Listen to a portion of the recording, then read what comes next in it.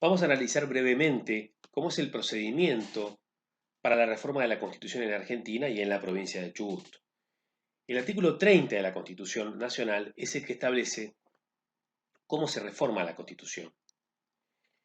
Y ahí van a notar que puede ser reformada, dice, en el todo o en cualquiera de sus partes. Que la necesidad de reforma debe ser declarada por el Congreso con el voto de 2/3 partes, al menos de sus miembros,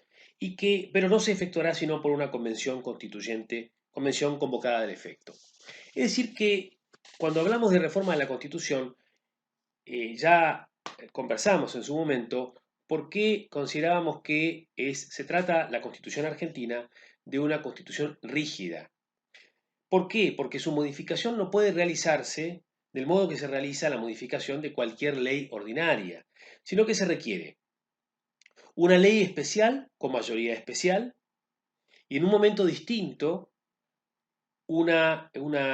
convención constituyente para la cual los habitantes habilitados para el voto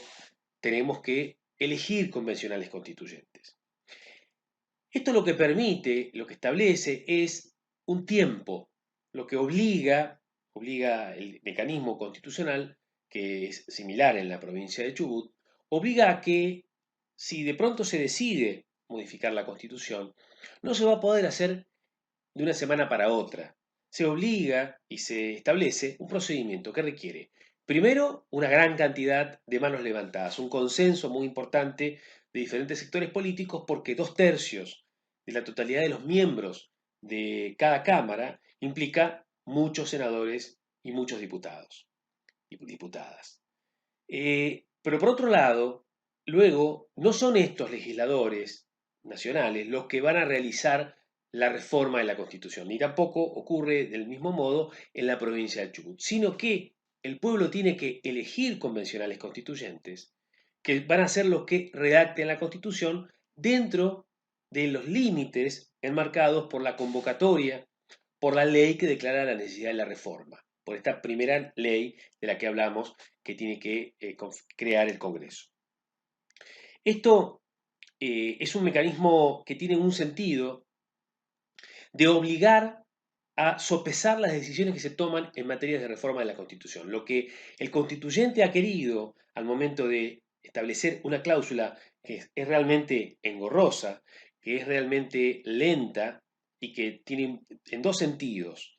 un procedimiento especial y una mecánica de redacción de su texto constitucional también especial. Esto lo que busca es evitar que pasiones momentáneas, evitar que momentos críticos de un país lleven a que haya una presión muy fuerte que logre que los legisladores de pronto avalen una reforma constitucional y luego se realice sin el debido razonamiento, sin la debida deliberación. Y de alguna manera, esos tiempos que impone la propia Constitución para la reforma de su texto son tiempos que van a calmar las aguas si la reforma está motivada en aspectos muy coyunturales, muy vinculados con pasiones del momento. Una de las cosas que cabe preguntarse es que cuando dice la Constitución puede reformarse en el todo o en cualquiera de sus partes, si es todo lo que dice la Constitución lo que puede reformarse. Aquí Vidal Campos ha desarrollado el concepto de las cláusulas pétreas, es decir, hay algunas cosas de la Constitución que no vamos a poder modificar. Por ejemplo, no podríamos modificar, dice Vidal Campos, el modelo o el modo democrático que tiene la Constitución, o tampoco lo que sería el primer artículo de la Constitución, es decir, el carácter representativo, republicano y federal de la nación argentina. También dice Vidal Campos que el artículo segundo, es decir, el que establece que el gobierno nacional sostiene el culto católico, apostólico y romano, forma parte de estos contenidos pétreos que no van a poder modificarse. Esto, por supuesto, ha sido sumamente discutido. De hecho, en la reforma del 94, algunos aspectos estaban relacionados a la Iglesia Católica con el Estado han sido modificados, como carácter de creyente católico del presidente o de la presidente, que eso ya no es más un requisito, pero sigue en pie esta discusión respecto de si sostener el culto católico o apostólico romano, es decir, el modelo de relación del Estado con la Iglesia, es algo que podría modificarse o no. La mayoría de los autores considera que sí, se puede modificar perfectamente. No pasó en el año 94 en forma total, pero se podría modificar.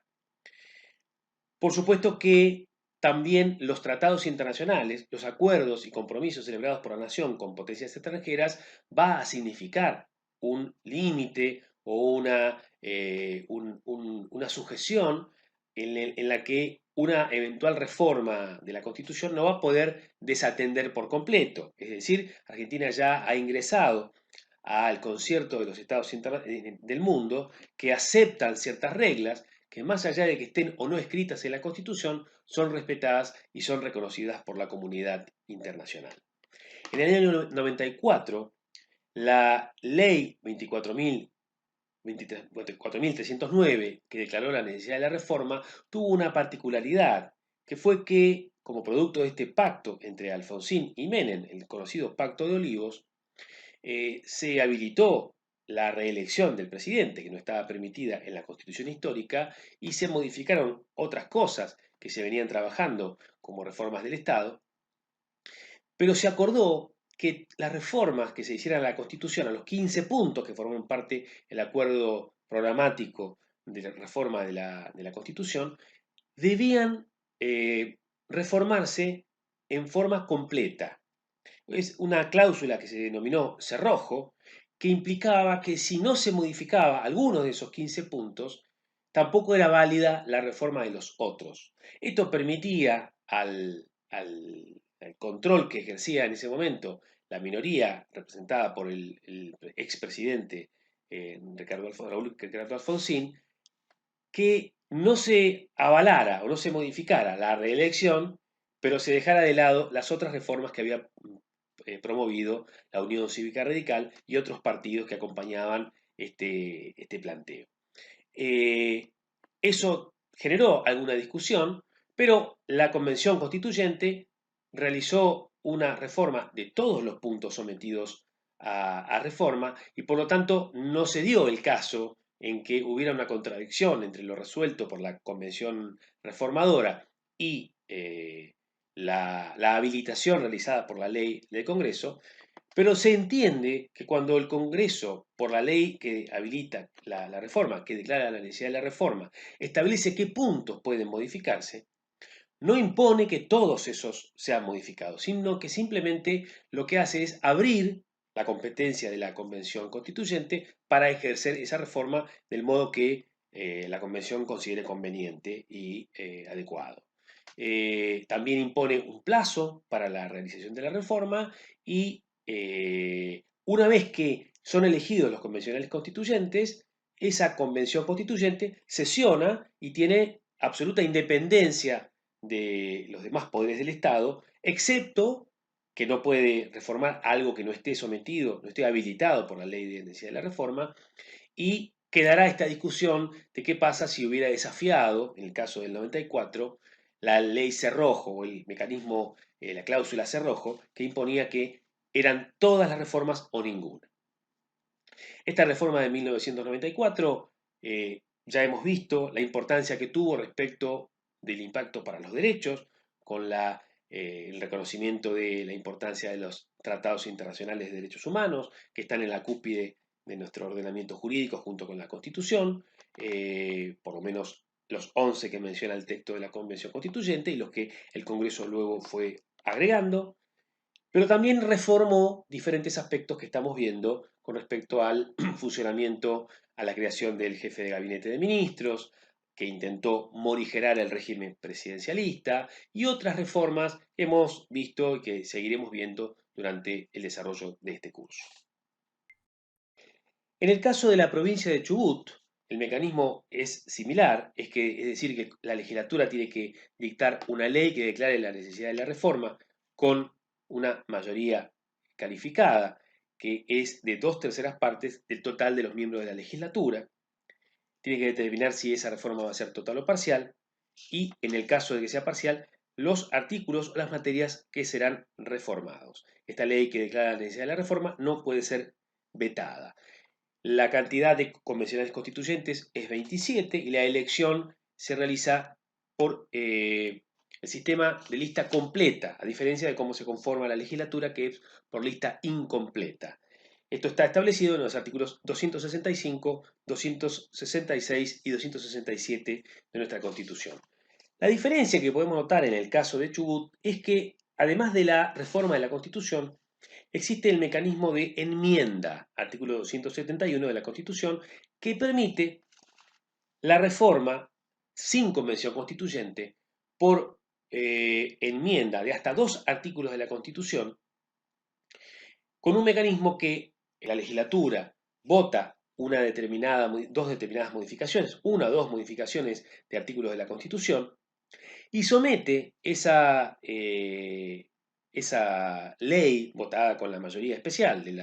2/3 de la totalidad de sus miembros a la primera elección siguiente a referéndum popular para su aprobación o desaprobación. Es decir, que el pueblo de la provincia de Chubut debe votar si